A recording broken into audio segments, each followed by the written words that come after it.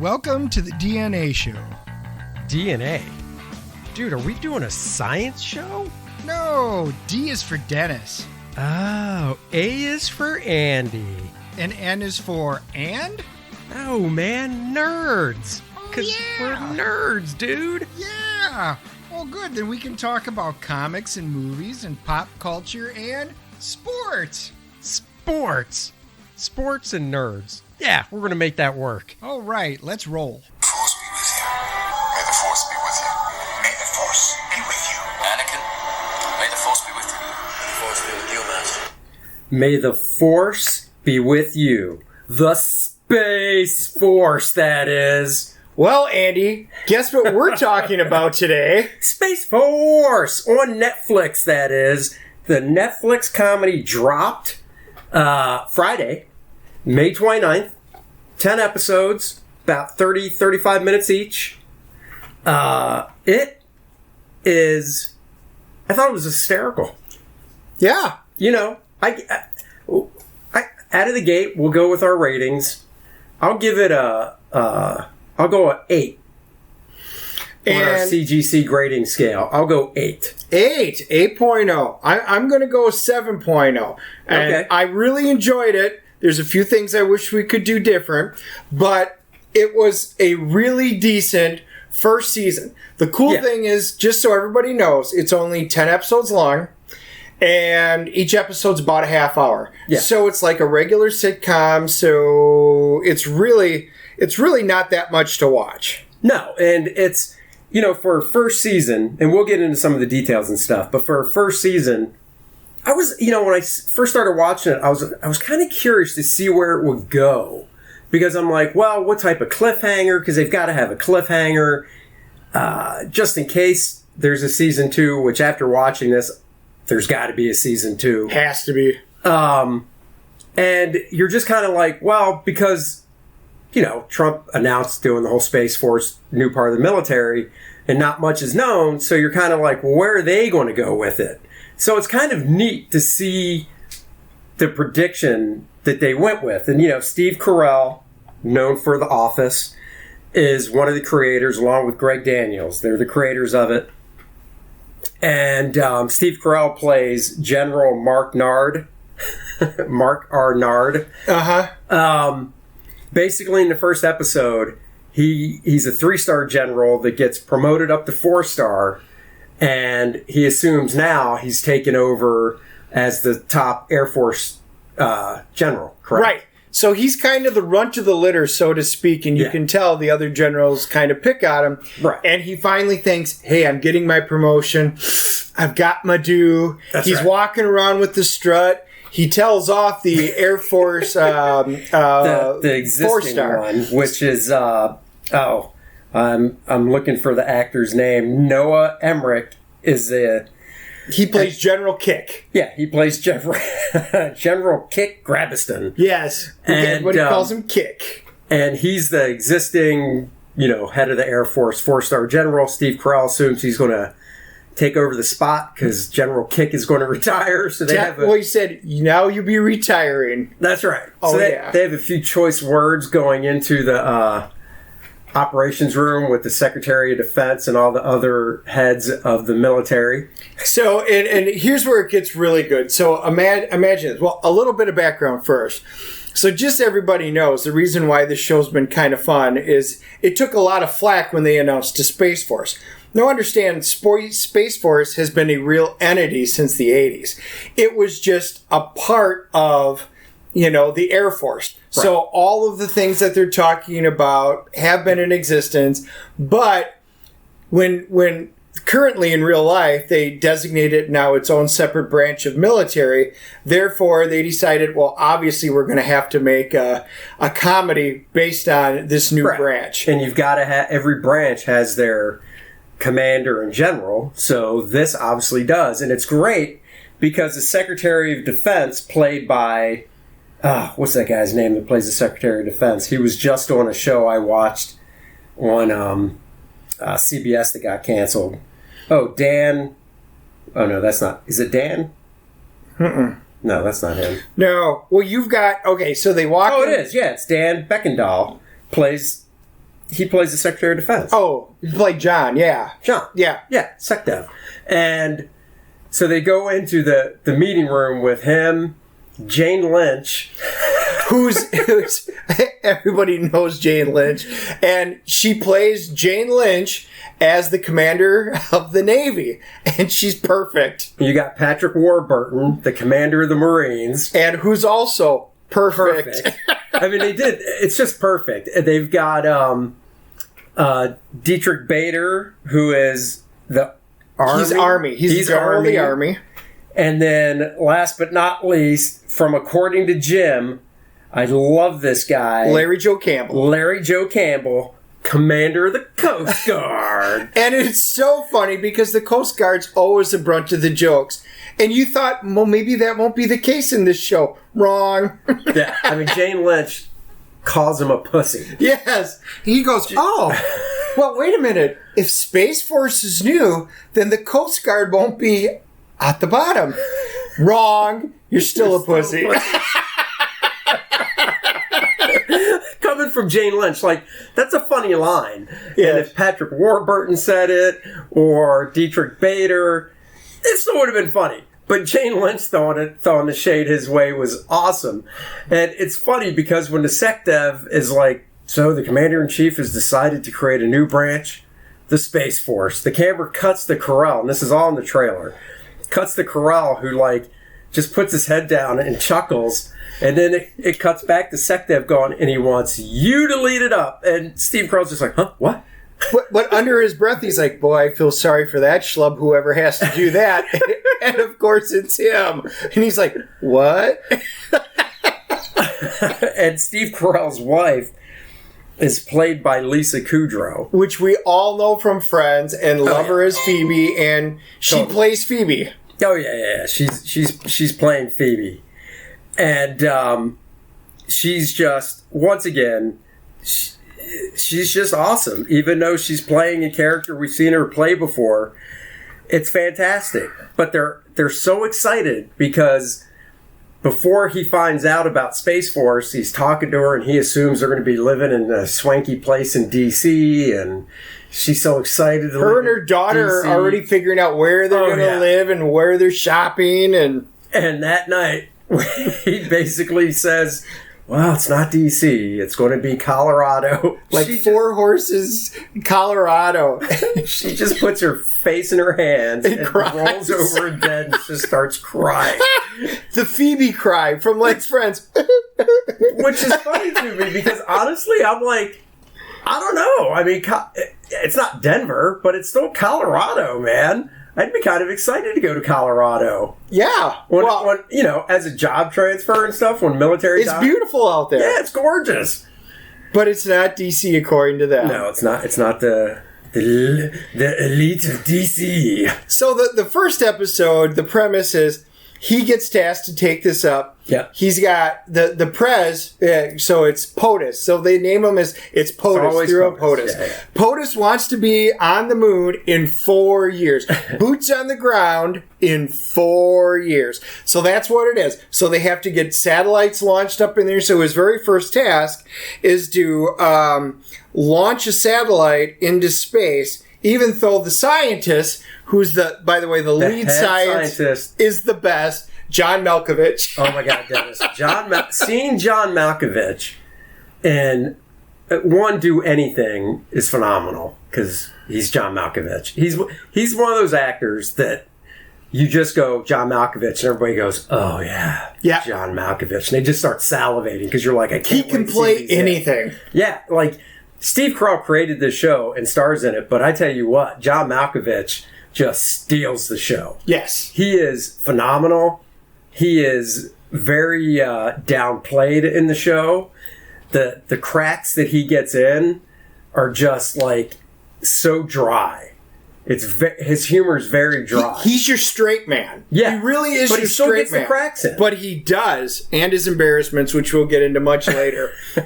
He is just a perfect. So he's the head of the science team that has to go forward and get all this technology up to speed, and he leads a team. And Jimmy O Yang is his second, basically. Right, his second. Who he plays, called Dr. Chang, and we know him from like Silicon Valley and stuff like that. He's a stand-up comedic in real life, and very funny. I thought he was very well cast for this, and because he looks Chinese, and I'm doing the air quotes, therefore he's always under suspicion from being a double agent. Well, the thing too is, when you think about, so you've got John Malkovich and what's Yang's character in the show? Dr. Chan. Kaifang.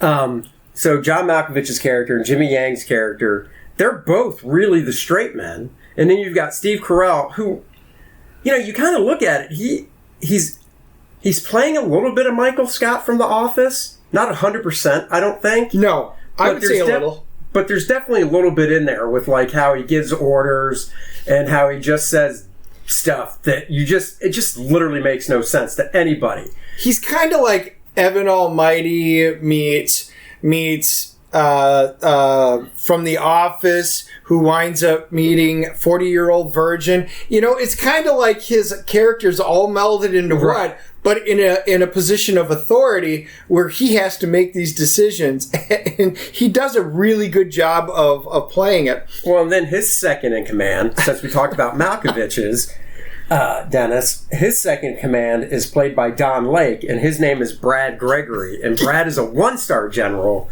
who is his lackey, who is his secretary. Yes. I mean, that's what he is. He's his secretary. When Steve goes into his office, this one-star general has he's his secretary. It's like, who's in my office? Did I get any calls?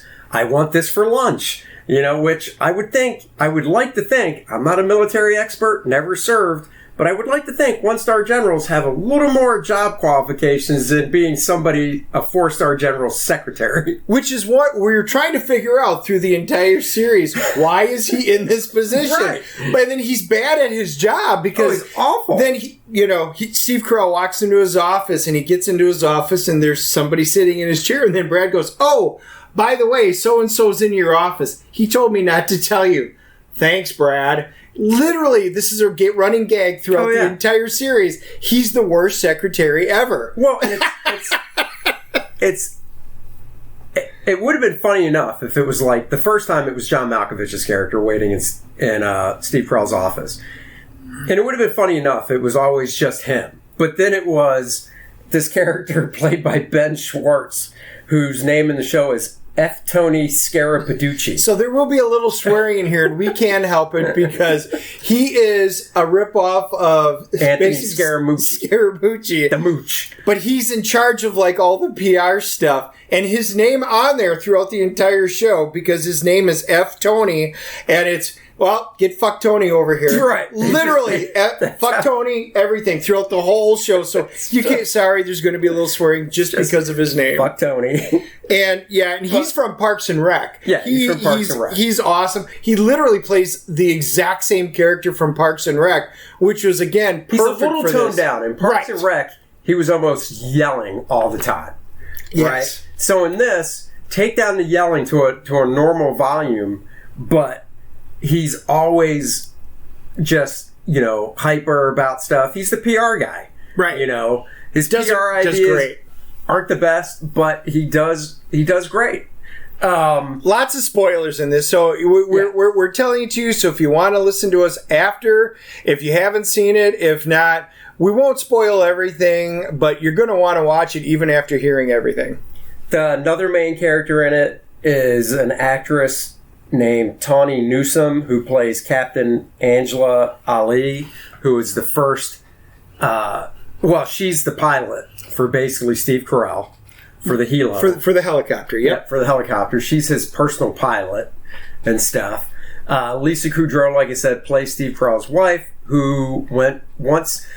So the other thing, too, is after he gets the promotion to a 4-star general and told he's leading up Space Force, it's about, I'd say, a 6 to 8 month gap when they cut over to him being in Colorado at Space Force's headquarters. Yep. Because you find out Steve Carell's wife is in jail. She's in federal prison. But she wasn't at the beginning. And they allude to her being there for 6 months already. So there's this big gap of time because she's been in there for 6 months. She did something to go to jail, which they never allude to. And the time frame changes, which is really funny throughout it. I'm in here for 40 years, then it becomes 40 to 60 years. Right. So whatever she did, which they never mentioned, Andy texted me afterwards, did I miss it? Did they ever say what she did? Nope. But he has to go there for conjugal visits. Exactly. So it starts off, they got to get a rocket ship into a satellite up into the air. And all of the head of basically Congress, they got members of Congress coming to look. And they're like, we need this to go off. So it's got to go off without a hitch, or we don't get our funding. We need our funding.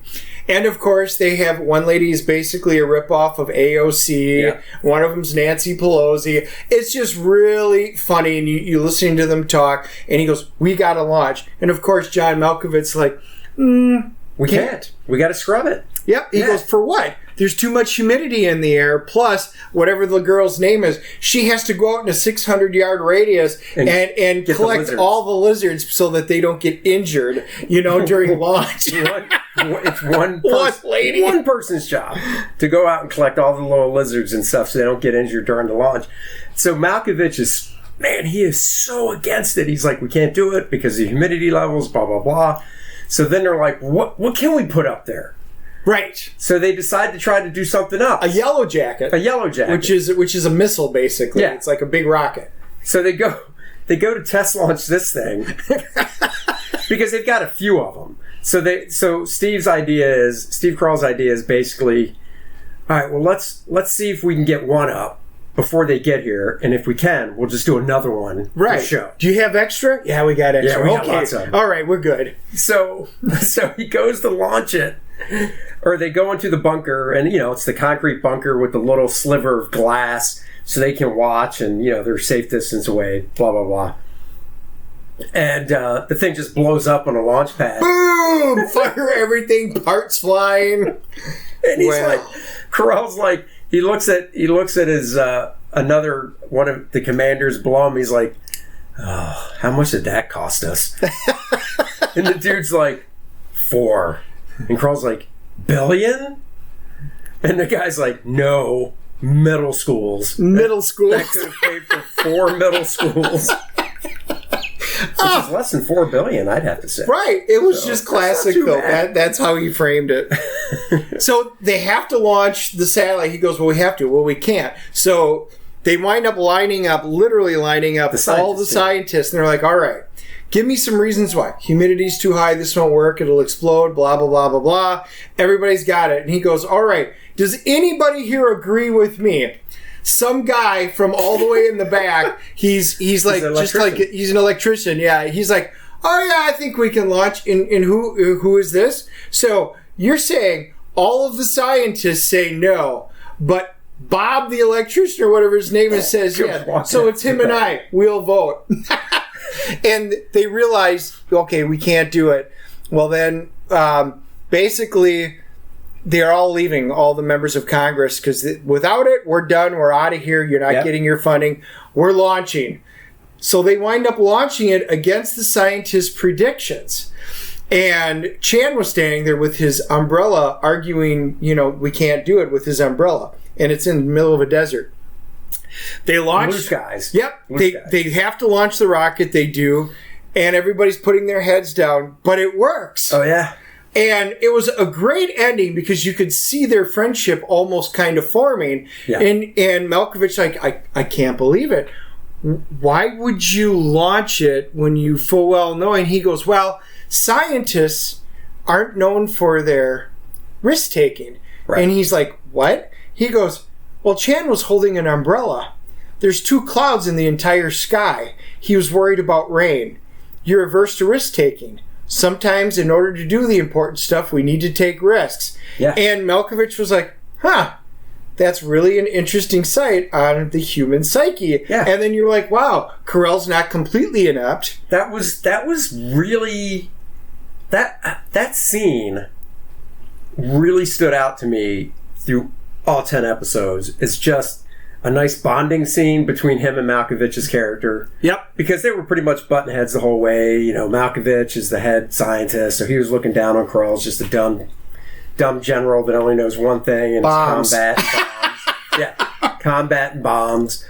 And you know, Carell's character had that subtle insight, because it was weird, you know, when they're all lined up outside and Carell's asking the scientist, does anybody disagree? And, you know, the second scientist, Chan, holds up his umbrella, you know, just in a nonchalant way, kind of gesturing with it and stuff, that Carell picks up on that, and then picks up on looking around like, there's literally no clouds, and like two puffy little clouds in the sky, not storm clouds, you know?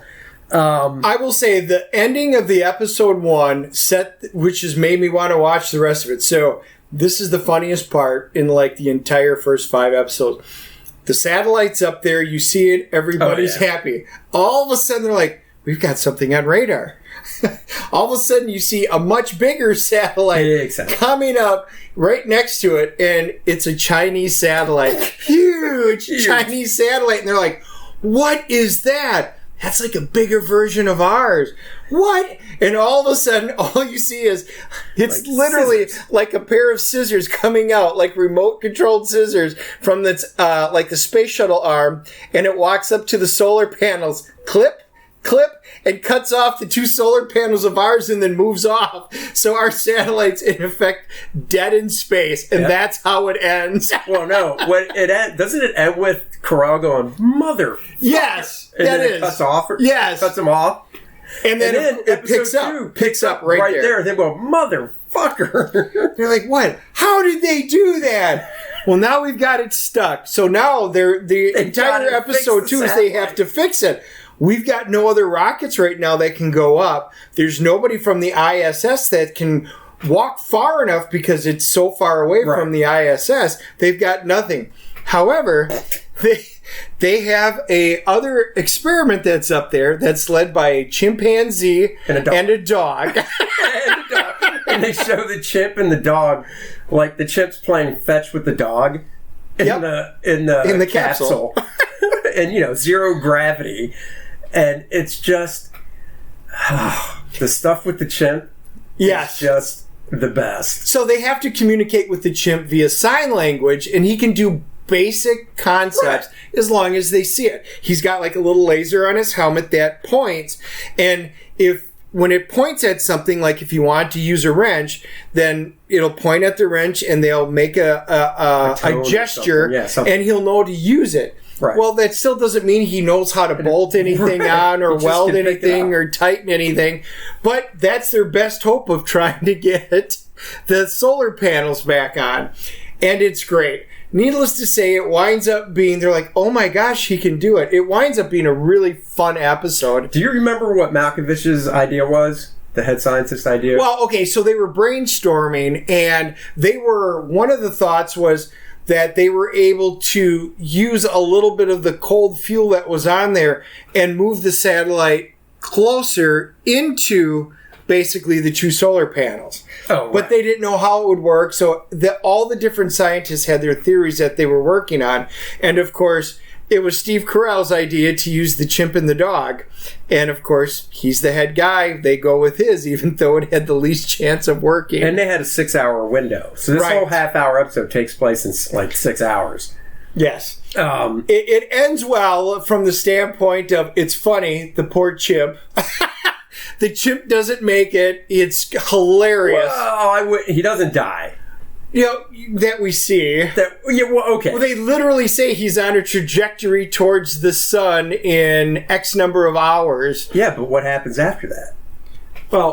Well, they wound up, they cut off to go into the dog. Because they were going to send the dog in. The chimp, spoiler alert, the chimp gets picked up by the Chinese. Oh, that's right, the Chinese satellite. Because the chimp, after doing his job, something happens, so no spoiler there, but basically his tether gets cut. Yes. And he just goes floating off in a trajectory towards the sun. Yes. So, I mean, he'll be long dead before he got to the sun regardless, because he'll run out of oxygen and stuff in his spacesuit. But basically, and everybody, this is what killed me. Everybody's feeling so bad for the chimp. Oh my God, when can we get a crew up there to save him? We leave no man behind in Space Force. Or no chimp. Or no chimp. And then you find out the chimp ate the dog, and everybody's like, fuck that chimp. How do you eat a dog? They're like, what? So they take a picture. They turn on the camera inside. They're like, well, we got to use the dog now. And all you see is the dog's tail floating. And they're like, oh my God, he ate the dog. Bad chimp. Bad chimp. So then, the big Chinese station, because it's not a satellite really, Right. comes floating in, and the bay door opens, and they grab the chimp. Yeah, and that's what you see. And that's them. it. So there's another little leftover that can go into season 2. And I tell you another thing, and this isn't spoilers with the show, they need in season 2, if they don't have the individual commanders have more of a presence in season 2, it'll be such a waste of their talent, because Jane Lynch,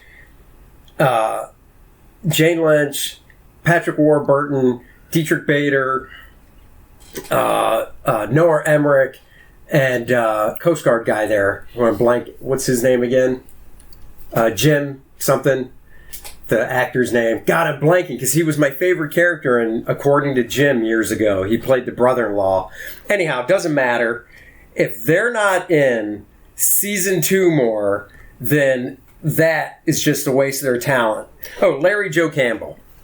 If those guys, those actors need to be in season 2, featured a lot more, because they were basically, the only time you saw them is when they were in the SecDef room, Secretary of Defense's, main, not his office, but are they the Joint Chiefs? Yeah.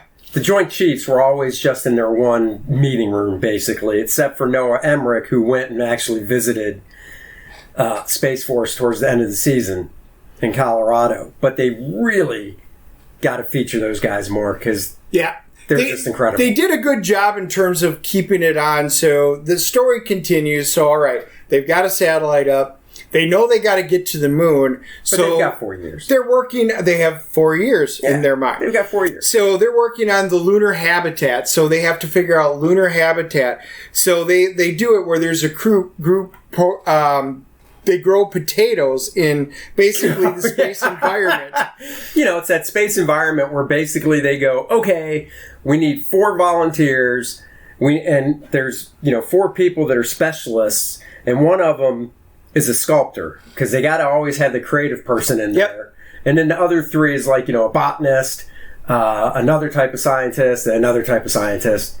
And basically, just like the Matt Damon movie on Mars, all they can do is basically grow potatoes, because it's the easiest thing. So they're growing all of these potatoes. And it's like 45 minutes away from wherever Space Force is located in Colorado. Yeah, it's in the middle of a desert. Yeah, in the middle of a desert. And they're, if they ever were to walk outside, they have to put their spacesuits on, because they have to act like they're on the moon. Right.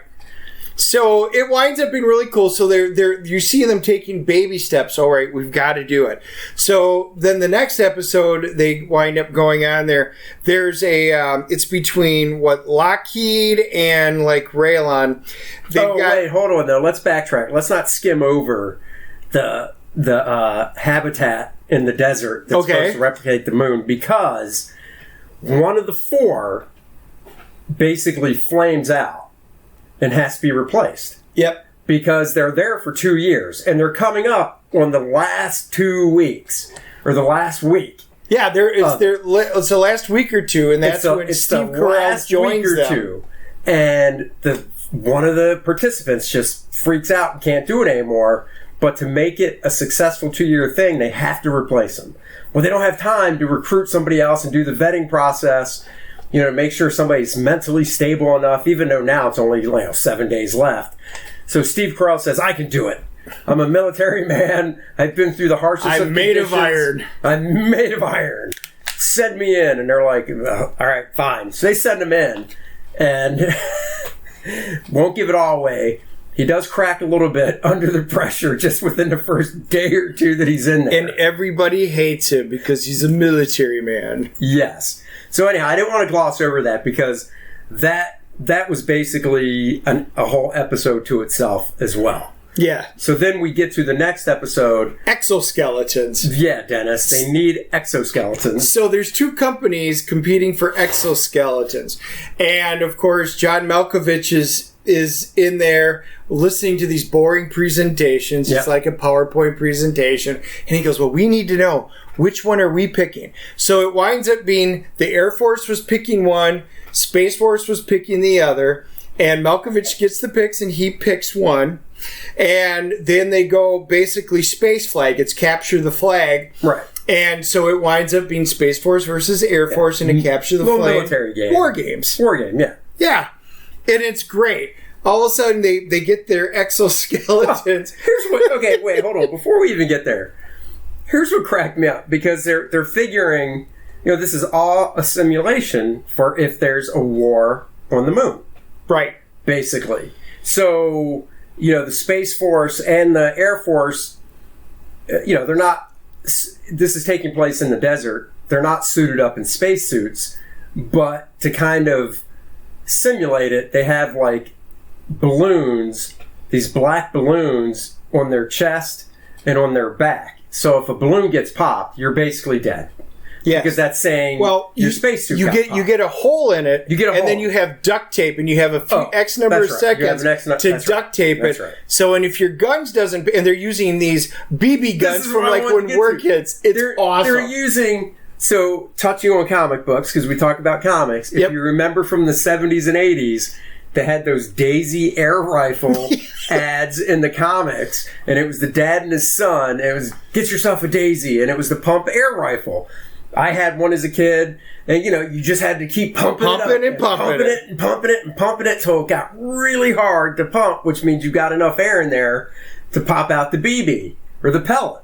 So that's what they're using as weapons in these war games. And then when that fails, if you needed hand-to-hand combat, they had special combat scissors, which are a little pair of scissors that you pull out and you can run up and pop them. Right, because the whole point is, like Dennis said, I did forget, if you pop one balloon, you're not automatically dead because you do have duct tape, so you can try and patch it really fast. But you got a certain number of seconds. Right, but if you pop a bunch of balloons, you're screwed. Yep, and then you're off the battlefield. That's right. Yes, and so because they're exoskeletons, they're like, wow, well, the Space Force gets theirs, Malkovich picked it, and they're like, wow, I can't even hardly move. They're like the worst exoskeletons ever. Yeah. They're cumbersome, they can barely stand up, it's awful. And they're like, well, if this is the best one and you got first pick, I can't wait to see how bad Air Force's is. And they look outside because the bay doors are open and there's the Air Force. And they're doing cartwheels and somersaults in theirs. They're doing flips. They're running up the wall and flipping over backwards. They're like, what? Did you purposely pick the bad ones? And he's like, yeah. Space isn't about war. So he purposely picked the bad ones. Sabotage Space Force. It was awesome. John Malkovich, that is, because it's not about war, which great attitude to have, but it was just classic. So that was one episode. Yeah, so that was really good. And then they follow it up. So after that's over, all of a sudden India launches their version of the rocket, and they're like, what? How did India look at zoom in on it? And he go, well, we can't. Well, enhance. No, this isn't Star Trek. We can't do that. I know. Steve Carell's throwing out all these stupid orders. Enhance. Yes, zoom in. Well, no, because John Malkovich said something like pull in tighter or get in closer or something. He could zoom in on the fin, but that's about all they can do. Right. And he goes, well, I could adjust the contrast if you want. And they do, and they're like, those are our fins. We've got a spy in our midst.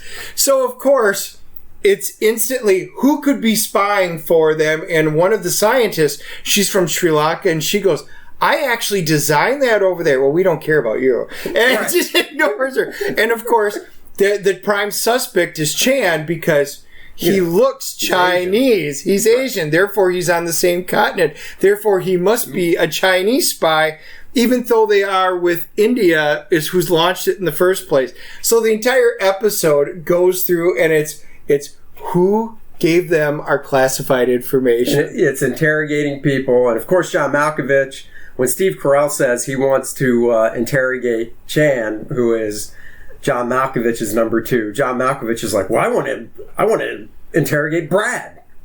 Yes. The one-star general who can't do anything right is Steve Carell's secretary, but he's got to interrogate him, because if you're going to interrogate my number 2, I want to look into your number 2. Yep. Yeah, so it winds up being a pretty decent episode, trying to figure it out. Then they find out in the end, there really wasn't. There's nowhere. They just developed it quicker than we did. And throughout, one of the running gags throughout is getting tweets from POTUS.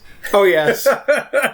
Yes. There are POTUS tweets throughout this, and it's great. Now, you doesn't matter which way you lean in the real world. You have to take everything in this with a grain of salt. But it's funny. It is comedic. It's really good. The next episode is pretty cool because it's called Edison James, which is, it's like Tesla. She's created this new, it's just a running gag. So she creates this new fuel, which is much cleaner, and they're forced to use it in their rockets. Yeah, and she is played by, I want to make sure I get it right so I don't screw it up, Caitlin Olsen. Caitlin Olsen from It's Always Sunny in Philadelphia. Yes. I love that show. It's Always Sunny in Philadelphia. She is a standout tangent here on It's Always Sunny in Philadelphia. She's a standout. She's basically the lone female actress on the show, because the other 3 guys, it's 3 other guys. And she's a fantastic actress. She was in a sitcom on Fox. I'm blanking on the name of it now. It only ran for, I'm going to tell you here in a second, because I enjoyed the heck out of it, but it only ran for a couple seasons. I don't remember which one on Fox. I know she was in Coyote Ugly. Yeah, she was in Coyote Ugly. She was in The Heat. She's obviously known for It's Always Sunny in Philadelphia. I want to find it because it was a fun... Oh, The Mick. That's right. Oh, I haven't seen it. She was in a show on Fox called The Mick, which I thought was hysterical. She's a great actress, so yeah, she plays Edison James. It's a running gag through this whole thing because she created this special fuel. Private sector's better than government, and in the end, they wound up not using it at all because it doesn't work. And she goes, "How much did you use?" Because it actually launched, and they were surprised. None. Yeah, and she just sighed a huge sigh of relief. Yeah, it's a funny episode. It's self-contained, basically. Well, what launched was the... regular fuel. No, but the ship it launched was the ship getting the people to the moon, right? No, that was... I don't think that had launched yet. That was just a different one. Yeah, because they hadn't had their conjugal visit yet. Oh, that's right. Right. So the next episode is where they get the conjugal visit, where he goes. Steve Carell goes to the prison to hook up with Lisa Kudrow. Lisa Kudrow, and they get to talk it out. And she goes, "Well, we need to have an open marriage because I'm stuck in here for 40 to 60 years." And he goes, "No, I'll wait. I'm not that way." And it winds up being this really great thing. And he, actually does have a girl who he likes, but he would never do it because she works on base and she's an engineer. Right. Structural engineer. Right. And she's another popular actress as well, who is, we will tell you since we're dropping it like it's hot with all this knowledge. Of course, I should have this pulled up. Isn't it Kelly King? Yeah. Yeah. Kelly King is the actress. That's what I thought. She is fantastic. She's known for She's Out of My League, Life as We Know It, Bridesmaids. She's a great comedic actress as well. She plays Kelly King, who, like Dennis said, is an engineer on the show, facilitating some other construction on the base and whatnot. Yep. And you can kind of tell early on that there's a little something there, chemistry between Steve Carell and her. But they at least get to explore it now, which is really funny. And then then we go into it's good to be back on the moon. So they launch, and Captain Ali winds up being, she's the pilot. She winds up leading it.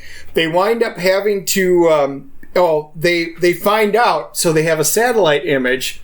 Yeah, I was going to say, why do they have to get to the moon 4 years early, Dennis? They have to go early because the satellite that's in orbit now, they start taking pictures. And they take a picture, and right where they're going to land in the Sea of Tranquility is what?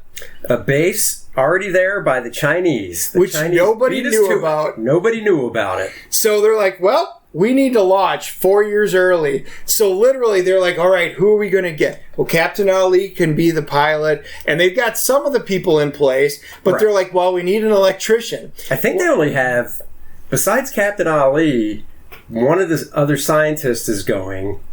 And other than that, they basically just have to do a headhunting campaign. Right. And they've got all these people, which are great because they've got people where they call up like the one guy who's going to be the head electrician. And he's like, hey, you were picked. He goes, well, great. We're ready. Well, we leave in a week. Oh, okay. Well, I guess we need to talk about pay then. And they're like, pay? What pay? Yeah, I figured I need at least $1 million. This is a government job. We don't have money for that. Whoa. He goes, you're going to be bettering mankind. No, I need at least $1 million. So they wind up getting this huge yelling match. You're like, screw this. They hang up bottom. Yeah. It was great. Well, we need an electrician.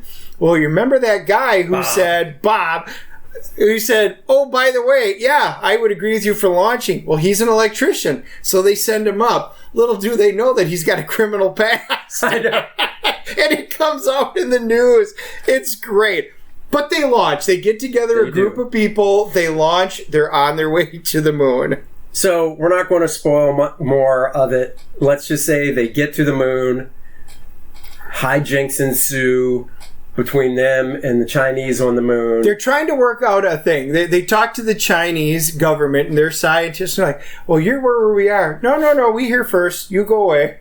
You know, and they're like, oh, so we need a proportionate response. They need a proportionate response, not because of the Chinese telling them to go away, but there's video footage of the Chinese in their moon rover. And what do? They run over the American flag that was planted 50 years ago. Yes. And not only do they run it over, they back up over it, and then they run it over again.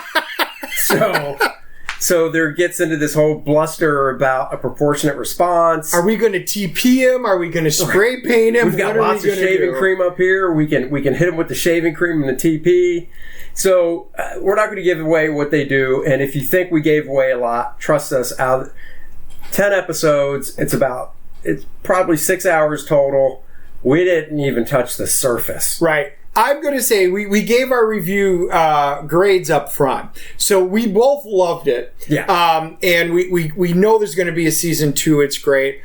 My biggest complaint or criticism that I'm going to give is they've got an all-star cast that fit the roles absolutely perfectly. Casting was great. There wasn't enough comedy. You've got some of the best comedic geniuses that were on there. I needed a little more LOLs throughout all of it. And I think some of the writing could have been a bit better on the comedy side of it. It flowed pretty well. It was interesting. It kept your interest in watching it. Oh, yeah. But it could have done more. So I consider it a good start, a good season 1, and it was definitely worth the watch. But we need more comedy for season 2 in my book. See, this was where Dennis gave it a 7. I gave it an 8. I don't know if I totally agree with that, because I think if it gets too... I think if they try and inject too much comedy into it, it really will come off as a joke. Like, I thought there was enough comedy in it that you got the sense that it was something that was trying to be taken seriously, and I don't know. I thought the balance was really well. My biggest thing was for season 2, I really want to see the Joint Chiefs a lot more. Yes. Because the casting for them was just fantastic. They stole the show whenever they were in it together. Whenever they were in it together, they stole the show. I mean, like I said, there were scenes with Noah Emmerich without the other Joint Chiefs, and he was fantastic. And the thing I want to end on is, I've always liked Noah Emmerich ever since, well, I've seen him in lots of things, but where I really saw him the most was in The American on FX. That show was a straight-up drama, political intrigue, took place in the 80s, so it was a period piece. He played the lead FBI agent, just straight-laced. I thought he was fantastic. So when I saw him in this, playing a comedic role, it was just, once again, I just love seeing actors go from one extreme to the other. And Noah Emmerich does it so well. You know, Jane Lynch, I always think comedy. So seeing her in a comedy, it was fantastic because she's great at it, but not a stretch. Dietrich Bader, same thing. Patrick Warburton, you know, same thing. But Noah Emmerich and John Malkovich, who, when I hear those names, I think dramatic roles. Seeing them in a comedy is just such a treat to watch. Yep. So I would agree. You know, you got the time, sit down. My advice is, I will give advice that I don't take, and that is, watch one episode a week. Treat it like a weekly show, so you spread it out over that 10 weeks. Because I started it Friday, I finished it on Sunday, and every time I binge a show, I go, the next one, I'm going to space out at least every other day. I just can't do it. I love when Netflix drops them like this, and I can just power watch it all. I wish Netflix would drop them weekly. I wish they would go, here's Space Force, here's episode 1 on Friday, episode 2, see you here next Friday. See, the issue with that is if there's a slow episode, like the first one caught me. Right. Second one was good. Third or fourth one was, I thought, a bit weak. And then if it was weekly, it might have lost me. This way I'm like, the next one will be better. And I immediately watch it and go, oh yeah, that was hilarious. So it caught me. But we know y'all have different opinions. So I would say email us at the Dennis and Andy Show at yahoo.com or Facebook us. But let us know after you've watched this what you thought of it. You know, kind of give it a rating, figure out what you guys thought, and you know, and it'll be great to see what you guys all think of it. Cool. All right, guys. Till next time, watch Space Force. Later. Until next week, grab your 3D glasses. Get your favorite comic books, roll them up, and put them in your back pocket the way you should treat comics. Throw your pigskin up on the mantle. This is Dennis. This is Andy. Later, friends.